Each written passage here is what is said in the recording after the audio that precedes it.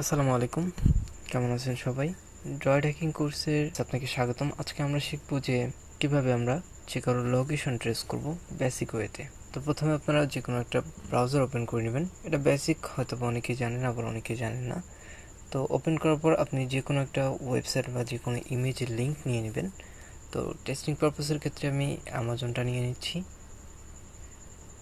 ওকে, তারপর আরেকটা tab open করবেন। আমি ফায়ারফক্স ইউজ করতেছি, আপনি যে কোনো ব্রাউজার ওপেন ইউজ করতে পারেন।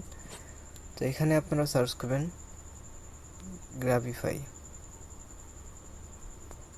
তো সার্চ করবেন, সার্চ করার পর যদি এমন আসে তাহলে আপনাকে ক্যাপচাটা দিয়ে দিতে হবে।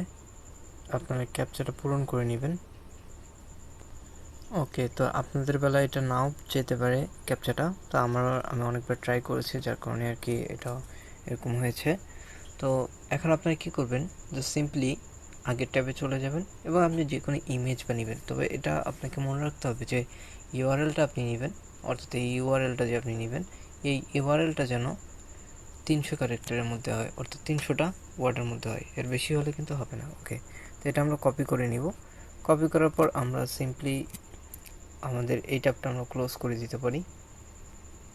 তো এখন আমি আমার এই ট্যাবে চলে আসলাম গ্রাবিফাইয়ের। তো এখানে যে ইউআরএল বক্সটা আছে, জাস্ট এখানে ইউআরএল বক্সটা দিয়ে পেস্ট করে দেবেন যে লিঙ্কটা আপনি কপি করেছিলেন। তারপর এখানে ক্রিয়েট ইউআরএল এ ক্লিক করবেন অ্যান্ড এখানে I agree and create URL. তো সিম্পলি এখানে ট্যাপ করবেন। তারপর এখানে ক্যাপচার জন্য বলা হবে যে আপনাকে ক্যাপচা পূরণের জন্য। তো আপনি এখানে সিম্পলি ক্যাপচাটা পূরণ করে দিবেন। তো এখন এটা ক্যাপচা পূরণ হয়ে গেলে এটা একটু লোডিং নেবে। সো এখানে আপনারা একটা লিঙ্ক দেখতে পারবেন যে এখানে প্রথমে রয়েছে আমাদের যে amazon.com সেই লিঙ্কটা, অ্যান্ড এখানে নিউ ইউআরএল দেওয়া আছে গ্রাবিফাই লিঙ্কটা। আপনারা চাইলে এখানে ডোমেইনটা চেঞ্জ করতে পারেন, অর্থাৎ grabify.link যেটা আছে এটা চেঞ্জ করে নিতে পারেন। তো এখানে আমি চেঞ্জ করে দেখাচ্ছি। চেঞ্জ ডোমেইনে ক্লিক করার পর সিম্পলি এখানে ক্লিক করবেন। তারপর এখানে অনেকগুলো দেওয়া আছে, আপনারা যে কোনো একটা সিলেক্ট করতে পারেন। তো আমি স্টপিফাইটা করলাম, তারপর আমরা ক্লোজ করে দিলাম। দেখুন আমাদের লিঙ্কটা কিন্তু চেঞ্জ হয়ে গেছে। তো এখানে নিচের দিকে আপনার ইয়াগুলো শো করবে, নিচের দিকে আপনার ভিকটিম শো করবে, ভিকটিমের আইপি অ্যাড্রেস। তো আমরা এখানে মূলত আইপি অ্যাড্রেস নিয়ে কাজ করব। তো এখানে আমরা জাস্ট সিম্পলি কপিতে ক্লিক করব। যেখানে কপিতে ক্লিক করলে আমাদের লিঙ্কটা কপি হয়ে যাবে। এরপর এটা আমাদের ভিকটিমকে পাঠাবো। ফর এক্সাম্পল আমি আমার ভিকটিমকে পাঠাচ্ছি।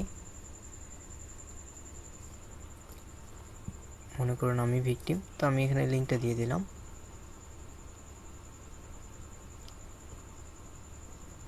আমি ভিপিএন ব্যবহার করতেছি, যার কারণে এটা শো করতেছে এভাবে। তো দেখুন আমরা যখন লিঙ্কটা এখানে কপি করলাম, লিঙ্কটা কিন্তু ইউআরএলটা চেঞ্জ হয়ে অ্যামাজনে চলে আসছে। ঠিক আছে, তো অ্যামাজনে চলে আসছে, এই যে দেখুন অ্যামাজনে চলে আসছে। কিন্তু আমাদের এখানে আমাদের কাজটা হয়ে গেছে। তো আমরা আবার আগের ট্যাবে চলে আসলাম। তো এখানে আসার পর এখানে দেখা যাচ্ছে রেজাল্টস 0। তো আমরা এখন পেজটাকে রিলোড করব। তো আমি পেজটাকে রিলোড করে দিচ্ছি। ওকে, তো এখানে দেখুন যে আমাদের কিন্তু একটা ভিকটিম চলে আসছে এখানে। তো এখানে ভিকটিমটা দেখাচ্ছে সিঙ্গাপুর দেখাচ্ছে, এই কারণে কারণ আমি ভিপিএন ব্যবহার করতেছি।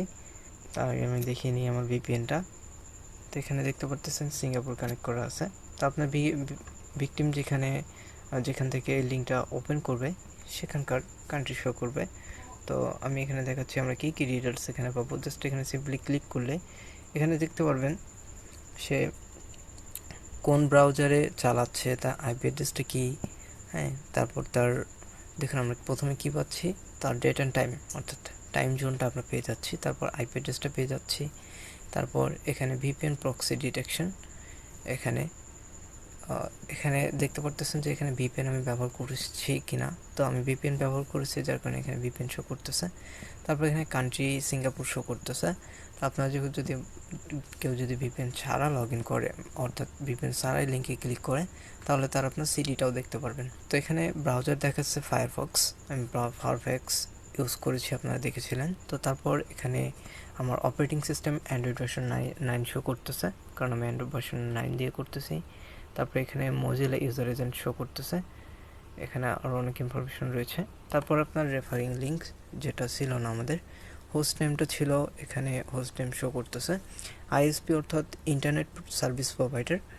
আপনি যদি ডাটা আপনার ভিকটিম যদি ডাটা দিয়ে ওপেন করে তাহলে এখানে আইএসপি যদি গ্রামীণ থেকে করে তাহলে সেটা পাবেন grameenphone.ltd। বাংলা লিঙ্ক থাকলে বিএল, তারপরে রবি, এয়ারটেল, এগুলোর আইএসপি অর্থাৎ কি আপনাকে ইন্টারনেট প্রোভাইড করতেছে, আপনারা এখানে ইজিলি সেটা পেয়ে যাবেন। এইভাবে আপনারা যে কারো লোকেশন ট্রেস করবেন, এটা একটা বেসিক ওয়ে। তো এরপর আমরা লিনাক্সে শিখবো কীভাবে আমরা লিনাক্স ব্যবহার করে লোকেশন ট্রেস করব। সো এই ছিল আমাদের আজকের ভিডিও, এই পর্যন্তই। থ্যাংক ইউ সো মাচ, দেখা হবে নতুন কোনো ভিডিওতে। আল্লাহ হাফিজ।